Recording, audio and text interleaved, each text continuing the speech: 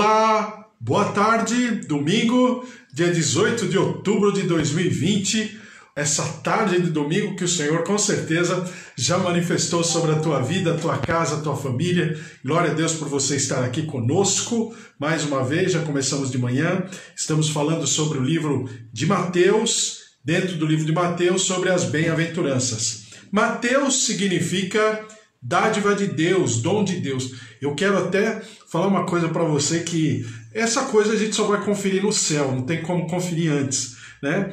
Mas quando a gente está falando de bem-aventuranças, e a gente já falou de bem-aventurados os mansos, né? Porque eles herdarão a terra, por exemplo. Bem-aventurados os que choram, porque serão consolados. E a palavra do Senhor fala também, bem-aventurados aqueles que são humildes de coração ou pobres de coração, porque eles estarão no reino dos céus, eles estarão e eles terão e viverão no reino dos céus. Então, quando você lê tudo isso, você lê sobre um tema que é o arrependimento, né? Aliás, não foi colocado essa linha de raciocínio no livro de Mateus por acaso, né?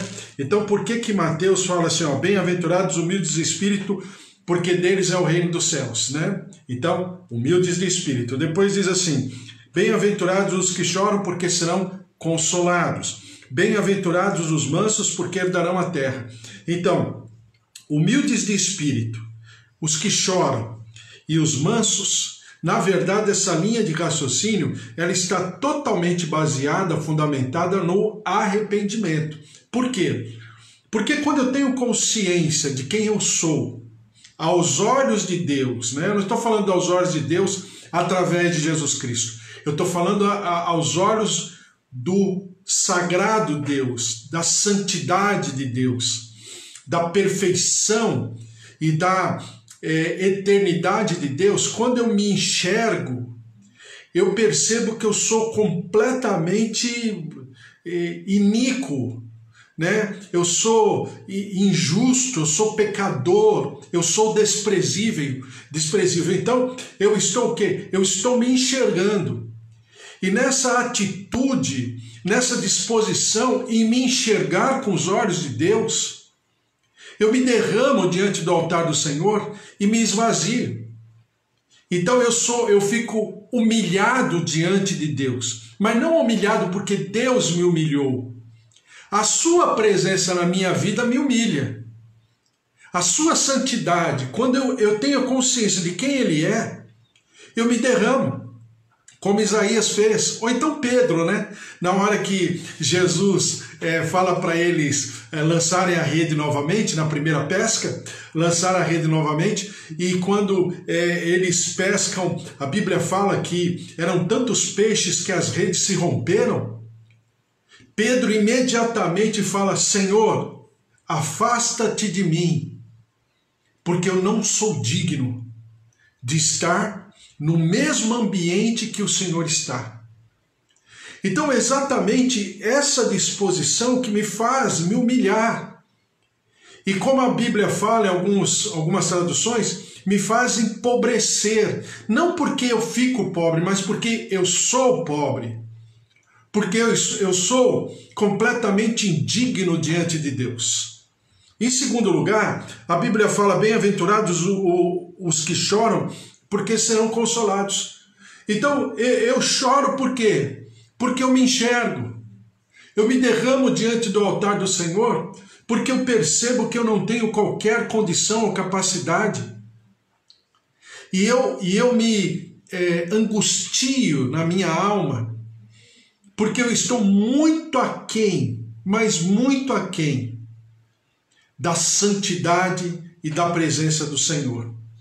E em terceiro lugar, a palavra do Senhor fala, bem-aventurados os mansos, porque herdarão a terra. E o que significa ser manso nesse sentido, né, nesse sentido teológico, nesses níveis de derramamento, quebrantamento diante do Senhor? É quando eu me exponho, é quando eu expresso quem eu sou, como estou, e eu não tenho mais qualquer tipo de trava, de vergonha. Por quê? Porque eu estou humilhado diante do Senhor. Como diz Paulo, miserável homem que sou. Aquilo que eu gostaria de fazer, eu não faço. Mas aquilo que eu não quero fazer, isso eu faço. Então é exatamente esse derramamento, porque Paulo, né? Eu creio assim, que se no Antigo Testamento você tem Moisés, um legislador, um homem que a antiguidade, né, conheceu, um homem que não teve alguém mais excelente, na minha opinião, eu estou falando como homem, como ser humano, não teve um homem como Moisés, não existiu um homem de mente mais brilhante do que Moisés, no Antigo Testamento. No Novo Testamento, claro, com exceção de Jesus Cristo, não houve um homem de uma mente tão brilhante, filósofo, né? Poeta, mestre, rabino, tudo, né? Que é Paulo. Paulo é uma mente que a humanidade conheceu como não conheceu um outro homem do mesmo nível, da mesma estirpe de Paulo. Então, quando Paulo fala, miserável homem que sou, ele está se prostrando frente aos seus absolutos, às suas contingências, aos seus sentimentos, às suas demandas. E ele está se derramando diante do Senhor. Então você vê aqui três situações que estão caminhando, né? Está saindo do individual, do pessoal, da humilhação pessoal diante do altar do Senhor e começa a abrir o leque. Começa a abrir o leque nos relacionamentos interpessoais, né? Agora, em primeiro lugar, é mais de mim para com Deus. E agora começa a abrir o leque a partir do versículo 6, que diz assim: bem-aventurados os que têm fome e sede de justiça, porque serão fartos. E eu estava falando, até esqueci, e tem uma passagem em Lucas que fala do publicano e do fariseu, né? Que eles chegam lá, Jesus contando essa parábola, e depois a gente vai ler essa passagem, eu não quero nem ler agora, mas fala do publicano e do fariseu. Que o fariseu chega lá diante do altar do Senhor e fala: eu sou dizimista, eu jejuo não sei quantas vezes por mês, eu faço isso, eu faço aquilo, eu sei a tua lei de cor, né? Eu não sou como esse publicano. E diz Jesus que ele se auto-justificou. Mas na hora do publicano ir orar, o publicano distante do altar do Senhor e fala: Senhor, eu não sou digno sequer de levantar a minha cabeça. E aí o Senhor Jesus fala que esse publicano saiu justificado por Deus. Por quê? Porque se enxergou. E às vezes, a impressão que a gente tem quando a gente passa uma primeira lida por alguns textos da palavra de Deus, e a gente lê a história de Raabe, a história de Ruth, a história do mendigo, né, do leproso, do endemoniado de Gadara, da mulher pecadora, enfim, vários textos que falam do nível mais deprimente da sociedade, de uma comunidade, de um gênero humano, que essas pessoas, até então, eram, vamos dizer, moradoras dessa condição moral, dessa condição de ética, de religião, de uma série de coisas. E você percebe que o Senhor, se você dá uma passada, parece que Deus conversa mais com essas pessoas do que com, um fariseu, um escriba, um herodiano, enfim. Por quê? Porque essas pessoas chegam no nível do fundo do poço, mas tão profundo, de que essas pessoas, como diz o ditado popular, só conseguem olhar para cima.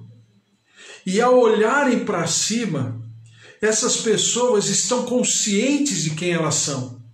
São pecadoras, são transgressoras, são criminosas, são, enfim, tudo aquilo que o gênero humano tem de mais deprimente. E quando elas se derramam diante do Senhor, a sinceridade é tão grande que essas pessoas são transformadas em instrumentos de Deus tão maravilhosos que você fica pensando, será que Deus olha mais para essas pessoas? Não, não é isso. É que essas pessoas chegaram ao fundo do poço e se expuseram diante do altar do Senhor com tanta sinceridade que foram pelo Senhor curadas, restauradas e libertas. Por exemplo, a mulher samaritana de João capítulo 4. A mesma coisa. Por quê? Porque ela estava num nível tão difícil, tão conturbado da sua vida, da sua história de vida, que ela, ao se encontrar com o Senhor Jesus, ela estava completamente quebrantada. Quebrantada por quê? Porque ela já estava no fundo. Ela já estava numa situação deprimente da sua vida, em todos os sentidos. Então é essa questão que o Senhor aborda nessas bem-aventuranças, nessas primeiras bem-aventuranças que nós falamos. Ser manso é aquele que se expõe e não busca justiça mais para si, não quer defender a sua causa, porque ele se sente indigno. Então ele deixa na mão do Senhor, como diz o Salmo 37, ele descansa no Senhor. Ele entrega o seu caminho ao Senhor. Depois, bem-aventurados os que choram. Por que chora? Porque ele chora e coloca o seu choro diante do altar do Senhor, porque ele chora por causa da sua indignidade, por causa da sua transgressão, da sua iniquidade, e ele se derrama diante do altar do Senhor. E, em primeiro lugar, bem-aventurados os humildes de espírito. Por quê? Porque ele está completamente esvaziado de si. Ele está totalmente, permanentemente dependente do Senhor. E aí vem essa passagem, bem-aventurados os que têm fome e sede de justiça, porque serão fartos. Por que tem fome e sede de justiça? A justiça, o pessoal diz, né, os pastores, os teólogos, a justiça está dividida em três estações. A estação legal, a estação moral e a estação social. Por quê? A legal. Porque eu tenho sede de justiça? Porque eu me enxergo.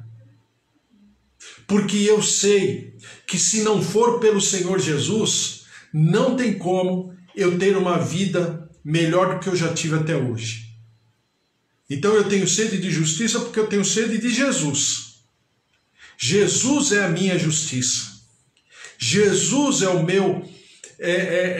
meu sustento, ele é a minha vida. Eu não tenho vida mais sozinho. Aliás, eu nunca tive.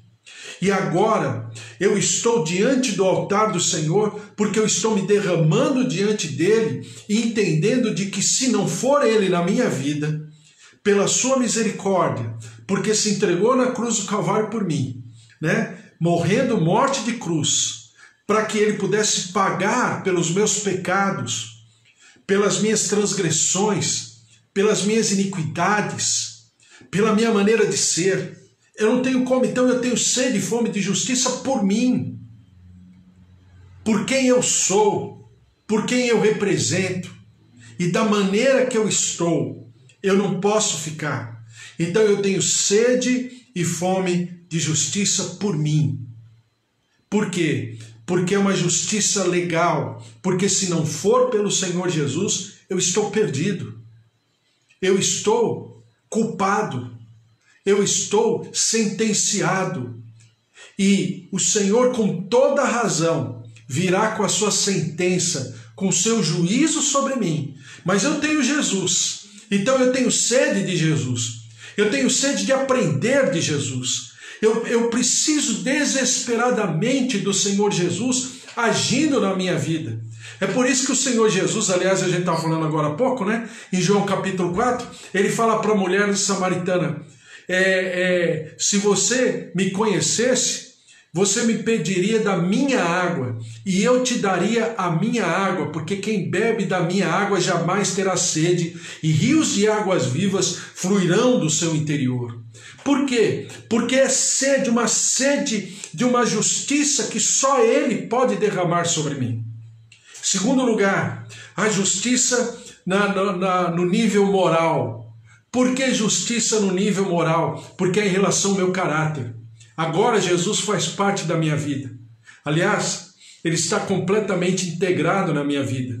Eu não sou nada sem Ele.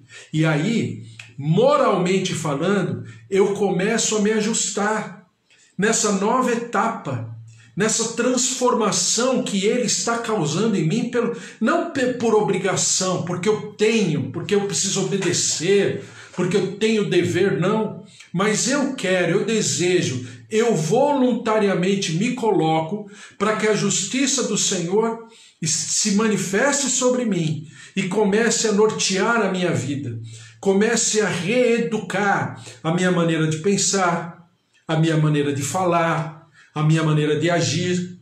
Ah, mas ele tem o gênio, já não tenho mais. Ah, mas ele quando pisa no calo dele, fala, não tenho mais, porque eu já estou manso, eu já estou exposto diante do Senhor. Eu já me humilhei diante do Senhor, eu já chorei todas as minhas lágrimas de desespero, de angústia por mim na presença do Senhor. Então, eu tenho sede de justiça porque eu tenho sede de Deus. Eu tenho sede de Jesus, para que Ele me ensine através do Espírito Santo quem eu sou e quem eu devo ser. A maneira com que eu tenho que me colocar, me posicionar, me expressar, andar, pensar, sentir, falar. Então é uma ação externa, é um agente externo que vai trabalhar a minha vida, porque a minha disciplina não vai conseguir. O meu bom senso não vai conseguir. A minha concepção de mundo, os meus absolutos o meu juízo de valor em relação ao mundo não vai ser suficiente para alterar, transformar. Eu sempre falo isso, né? Quem tem o poder de transformar é Deus. Eu não consigo me transformar. Eu posso mudar, mas essa mudança ela não será permanente. Essa mudança não trará um fruto, não produzirá um efeito que a ação do Senhor na minha vida fará. E mesmo assim, eu vou ter que trabalhar esse meu caráter com os meus dois seres. Então eu serei uma pessoa completamente bipolar. Em um momento eu vou estar bem, no outro momento nem tanto assim. Vou pisar na bola, vou machucar as pessoas, vou falar de maneira intempestiva, claro, infelizmente vou. Então Paulo diz na Bíblia, né? Eu esmurro a minha carne todos os dias. Não que ele ficasse se autoflagelando, não é isso. Mas ele quer dizer que ele esmurra os seus sentimentos. Ele pressiona os seus pensamentos, a sua maneira de ser, para que ele não mais se manifeste como ele se manifestava no antigo homem, no velho homem, como diz a palavra. Mas que o novo homem possa se manifestar. E isso será um trabalho permanente. É por isso que Paulo fala, prossigo para o alvo da minha soberana vocação. Não que a tenha alcançado, mas eu prossigo para o alvo. Mas eu me encaminho para o alvo da minha soberana vocação. Né? E em terceiro lugar, a justiça social. Por que justiça social? Porque quando a gente ouve aquilo que acontece, por exemplo, no nosso país, a maneira com que os juízes julgam, os ministros, né, do Supremo aí julgam, como aconteceu esse problema aí de uma semana que estão falando aí desse traficante que foi liberto pelo ministro Marco Aurélio. É essa justiça. Essa justiça que está aí não é de hoje. Essa justiça tinha Pilatos como procurador na região de Belém, na região de Jerusalém. Esse Pilatos, que a justiça colocou, a justiça dos homens, né, sentenciou Jesus à morte. Esse povo que desejava tanto Jesus, se no momento queria ser curado, abençoado, comer do pão que Jesus multiplicava, no outro gritava: crucificam. Por quê? Porque essa é a justiça dos homens. E essa justiça, ela condena o Senhor Jesus à morte e solta e liberta Barrabás, que era o criminoso. Não Jesus, Barrabás. Então é essa dicotomia que nós vivemos na sociedade, que não é de hoje. Uma sociedade que no tempo de Jesus tinha Herodes zombando de Jesus, né? Fazendo chacota de Jesus. Enquanto ele estava no seu trono, cheio da grana, porque era um homem muito rico na época, Jesus estava caminhando carregando a sua própria cruz para o Monte Caveira para ser crucificado. Então, quando a Bíblia fala que nós temos sede de justiça e fome de justiça, é exatamente essa justiça que nos fará ensinar, que nos fará falar, ministrar, para que nós possamos gerar, né, pessoas de uma índole completamente diferente. Pessoas que possam estar colocadas em pontos estratégicos, ou nós mesmos, para que possamos expressar esse equilíbrio do Senhor. Diz assim Amós capítulo 8, versículo 11. Amós 8, 11. Eis que vem dias, diz o Senhor, em que enviarei fome sobre a terra, não de pão, nem sede de água, mas de ouvir as palavras do Senhor. E nós precisamos realmente vamos dizer assim, nos encher dessas palavras, porque haverá um tempo que as pessoas estarão com sede e fome dessa mesma palavra, sede e fome de justiça, porque a palavra de Deus, ela manifesta justiça, ela manifesta bênção, ela manifesta cura, ela manifesta saúde, ela manifesta bem-estar, porque a palavra de Deus, ela também manifesta juízo. Então, a Bíblia diz que nós precisamos a cada dia que passar nos alimentar e beber mais e mais dessa justiça. A palavra do Senhor em João capítulo 4, quando os discípulos vão lá, né, e Jesus está com fome e os discípulos vão providenciar comida na cidade e depois estão trazendo a comida, Jesus fala: a minha comida consiste em fazer a vontade daquele que me enviou. Então, Jesus está falando que a comida dele era fazer a vontade do Senhor. Porque a Bíblia também diz lá em Mateus capítulo 4, né, quando o diabo vai tentar Jesus, e Jesus responde para o diabo: nem só de pão viverá o homem, mas de toda a palavra que procede da boca de Deus. Ou seja, ter sede e fome de justiça é buscar essa justiça, agora para mim, mas também para que eu possa ser um porto seguro de justiça.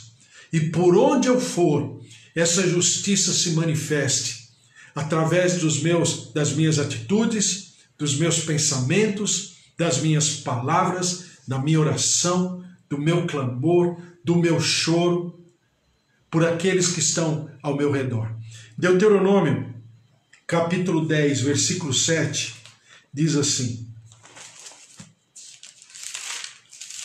Deuteronômio 10, 17. Deuteronômio 10, 17. Que a ira do Deuteronômio 10, 17. Que a ira, pois o Senhor vosso Deus é o Deus dos deuses e o Senhor dos senhores, o Deus grande, poderoso e temível, que não faz acepção de pessoas, nem aceita suborno, que faz justiça ao órfão, à viúva e ama o estrangeiro, dando-lhe pão e vestes. Ou seja, a justiça do Senhor, ela vem exatamente para amparar, para ser instrumento de edificação na vida do órfão, da viúva, do estrangeiro. Ou seja, quem são essas pessoas aqui nesse tempo? São pessoas que estão desassistidas em moradia, em comida, em vestimento, mas o Senhor se manifesta na sua justiça através de mim e através de você, para que nós possamos fazer exatamente essa diferença. Porque bem-aventurados os que têm fome e sede de justiça, porque serão saciados. E veja só, que o Senhor não está falando que Ele vai resolver a situação lá no geral, né? No coletivo, de maneira, vamos chamar assim, nacional. Mas o Senhor sublinhará seus servos que farão exatamente a diferença, porque primeiro viverão a justiça em si próprios, e depois expressarão, refletirão, reverberarão essa justiça através deles, por onde forem, e se manifestarão em justiça. Então, essa coisa que nós temos no nosso país, juízes iníquos, né? Pessoas, agentes públicos que, quanto pior, melhor. Parece que, aos olhos deles, quanto mais gente estiver morrendo, mais gente desesperada, mais tragédia acontecendo, melhor está. Por quê? Porque a Bíblia diz que a criação anseia e geme pela manifestação dos filhos de Deus. E nós, como filhos de Deus, precisamos nos manifestar. Mas, em primeiro lugar, precisa começar em nós próprios. É por isso que eu preciso ser manso, é por isso que eu preciso chorar a minha vida diante do altar do Senhor, me derramar, e é por isso que eu preciso ser humilde de coração. Porque bem-aventurados os humildes, porque dos tais será o reino dos céus. Bem-aventurados os que choram, porque serão consolados. Porque bem-aventurados os mansos, porque herdarão a terra. E bem-aventurados os que têm sede e fome de justiça, porque serão saciados. A palavra do Senhor, ela vai num crescendo, e ela vai transbordando e transformando por onde ela passar, a partir e por causa daquilo que ela está agindo e fazendo na minha vida, no meu interior, na minha capacidade de ser, na minha capacidade de me expressar. E ela vai, né, transbordando, sabe um copo quando vai enchendo? Né? Por isso que a palavra diz que nós precisamos nos encher do Espírito, né? Enchei-vos do Espírito, diz Paulo, né? Não vos embriagueis com vinho, mas enchei-vos do Espírito, ele diz. Por quê? É como um copo que vai enchendo de água, né? E daqui a pouco a água passa assim a borda do copo, fica um pouquinho ainda, um nível pequeno acima, e daqui a pouco ele começa a transbordar. É exatamente esse movimento, essa dinâmica que o Senhor deseja que se manifeste sobre a terra, a partir da minha vida e por causa da minha vida, no derramar da minha vida, no humilhar-me diante da presença do Senhor, para que eu possa ser um instrumento de mudança e transformação. Porque mais tarde, no próprio capítulo 5, a palavra do Senhor diz o seguinte, que eu serei luzeiro aonde estiver, porque eu serei sal da terra e luz do mundo. Então, não é uma atitude assim, vamos chamar, num piscar dos olhos. Por quê? Porque eu preciso trabalhar a minha vida, mas eu preciso começar. Então, quando eu converso com você, quando nós oramos e clamamos, Obviamente nós estamos clamando pela nossa casa, pela nossa família, pelos nossos queridos, mas a partir e por minha causa, porque a obra de Deus precisa acontecer na sua plenitude na minha vida. E a bem-aventurança, né? O Monte das Bem-aventuranças, que é a essência do Evangelho de Jesus, que é o fundamento do Evangelho de Jesus, como alguém já escreveu dizendo o seguinte: se Mateus mostra Jesus como rei, então o Monte das Bem-aventuranças, a pregação do Monte das Bem-aventuranças como é que fala? O assoalho onde está o trono do Senhor Jesus. É o piso, é a plataforma sobre o qual esse rei vai se manifestar. Então, o Monte das Bem-aventuranças é uma palavra maravilhosa, mas ela precisa me contagiar, ela precisa agir em mim, em primeiríssimo lugar, para que depois eu possa ser instrumento na vida de muitos, a partir da minha vida. Amém? Glória a Deus, bem-aventurados os que têm sede e fome de justiça, porque serão fartos. Porque a palavra do Senhor diz o seguinte: buscai em primeiro lugar o meu reino e a sua justiça, e todas as outras coisas vos serão acrescentadas. Porque a palavra do Senhor também diz: se confessarmos os nossos pecados, Ele é fiel e justo para nos perdoar os pecados e nos purificar de toda a injustiça. Então, aqui está o caminho pavimentado, para que eu possa andar, aprender, me desenvolver, me quebrantar diante da presença do Senhor, em nome de Jesus. Amém? Vamos orar, colocar diante do Senhor nossa casa, nossa vida, nossa família, nossos queridos, em nome de Jesus. Oi, Sônia, tudo bem? Beijo aí para vocês aí. Toninho, pessoal de Vinhedo, Deus abençoe. Oi, Cida, tudo bem com você? A bênção do Senhor sobre a tua vida. Valtir, Deus abençoe. Beijo para você. Fiquem na paz do Senhor. Minha tia Rosária, minha tia Alzira, também Magda, Andréia, Josué, Joel, Vitor. Beijo para vocês também. Deus abençoe a todos os familiares, Bispo Antônio, Suzy, Priscila. O Senhor abençoe a todos vocês. O Senhor esteja sobre cada vida, cada família, cada querido nosso, em nome de Jesus. Vamos orar, clamar pelo Senhor. Vocês aí que estão com os nomes, que vocês estão orando, clamando diante do Senhor, do altar do Senhor, impondo as mãos de maneira simbólica, né? Sobre as fotos, as famílias, os nomes. Estamos orando, clamando todos os dias, para que o Senhor possa fazer a diferença e nós possamos viver aquilo que é bom, perfeito e agradável, em nome de Jesus. Amém? Vamos orar. Senhor, nosso Deus, nosso Pai, nós queremos nos colocar diante do Teu altar mais uma vez, te clamando pela nossa vida, pela nossa casa, nossa família.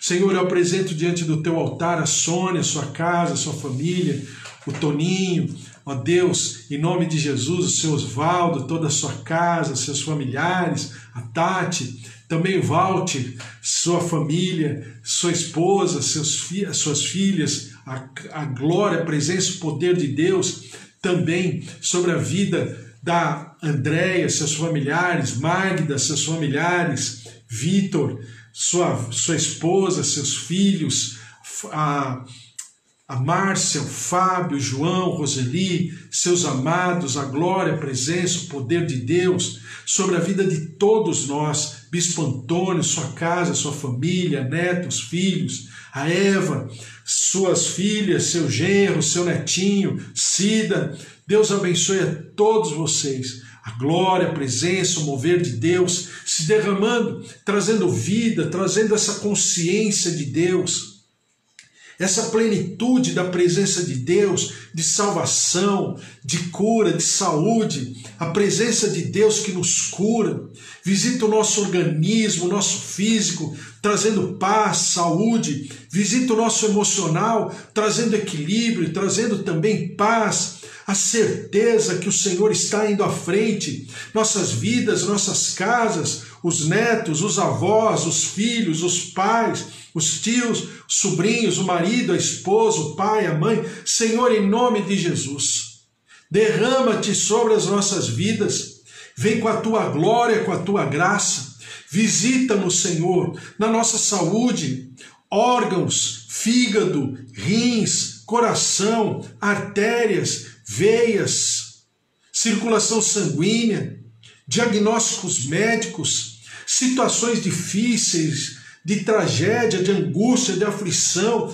Derrama-te, ó Deus, vem com a tua cura, vem com a tua saúde, interfere, nós te clamamos, ó Deus, com teu poder, trazendo as tuas águas curadoras, trazendo a tua saúde, a tua cura, o Jeová Rafá, o Deus que cura toda a enfermidade, se manifeste sobre as nossas casas, os nossos lares, nossos familiares, e nós daremos ao Senhor toda a honra e toda a glória.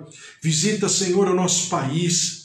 Nós te pedimos perdão pelos nossos pecados, como país, como sociedade brasileira, das nossas transgressões, da nossa iniquidade. Senhor, do sangue do justo que está derramado sobre a terra, por causa da injustiça, por causa desses homens e mulheres, ó Senhor, que são agentes de morte, de destruição, que envergonham a nossa nação, envergonham, ó Deus, aquilo para o qual eles foram colocados nessas posições. Por isso, ó Deus, vem com a tua justiça e com o teu juízo, derrama-te sobre o nosso país, a nossa terra. Senhor, Deus de maravilhas, tem misericórdia do nosso povo, um povo que sofre, um povo que padece, um povo que é miserável, que é pobre, que é mal assistido. Ó Deus, na saúde, na educação, na segurança, derrama-te sobre nós. E nesse momento que nós estamos às portas das eleições municipais, tem misericórdia, Senhor, que o Senhor possa agir através da nossa nação brasileira, para que nós possamos eleger pessoas tementes ao Senhor, pessoas capazes, pessoas que sejam agentes públicos de verdade, para operacionalizarem a tua vontade, que é fazer justiça, como nós lemos, ao órfão, à viúva, ao encarcerado, ao estrangeiro. Senhor, em nome de Jesus, vem sobre a nossa terra, cura a nossa terra, liberta o nosso país, e nós daremos ao Senhor sempre todo louvor, toda honra e toda glória. Senhor, nós nos derramamos diante do Senhor também, por causa daquilo que o Senhor está fazendo. São milhares de pessoas que já perderam a vida por causa da pandemia, mas também são muitos milhares, mais de 5 milhões, que já se libertaram da pandemia e estão curadas. A ti toda a honra e toda a glória.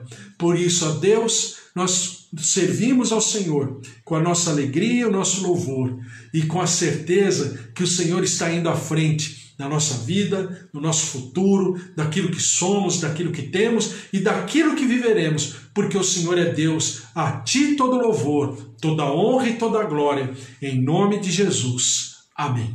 Amém. Glória a Deus, que o Senhor te abençoe, que o Senhor te guarde, que o Senhor te dê aí um finalzinho de domingo, né? Mais uma semana maravilhosa, que o amor de Deus Pai, a vida vitoriosa em Jesus Cristo e as consolações do Espírito Santo da promessa estejam sobre a tua vida, a tua casa, a tua família, porque ninguém possa te resistir, porque você carrega o amor do Deus vivo, o amor de Jesus Cristo, a vida abundante que você não apenas vive, mas você tem para viver e para transbordar sobre aqueles que estão ao teu redor, em nome de Jesus. Amém? Porque se Deus é por nós, quem será contra nós? Se o Senhor é o nosso pastor, de nada nós teremos falta, porque em tudo o Senhor sobejará, o Senhor abundantemente derramará sobre a tua vida, sobre a tua casa, a tua família, em nome de Jesus. Amém? Beijo para você. Amanhã às 10 horas estou de volta. Espero que você esteja aqui comigo. E nós vamos pensando, lendo a palavra de Deus, aprendendo, conversando, orando pela nossa casa, pela nossa família, pelo nosso país. E assim a gente vai desenvolvendo, aprendendo, e na nossa comunhão o Senhor ordenará a bênção em nome de Jesus. Oi, Kátia, um beijo para você, viu? Deus abençoe você também, viu, Kátia?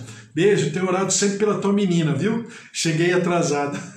Mas não tem problema, fica arquivado, né? No Instagram, no Facebook, no YouTube. Então, fica à vontade. Deus abençoe. Um beijo para vocês todos. Um finalzinho de domingo maravilhoso. O Senhor se derrame cada vez mais sobre a tua vida, sobre a tua casa e a tua família, porque você carrega algo que ninguém pode te separar mais. É o amor de Deus. Ninguém mais pode te separar do amor de Deus. Nem o passado, nem o presente, nem o futuro, nem anjos, nem demônios, nem morte, nem vida, nada.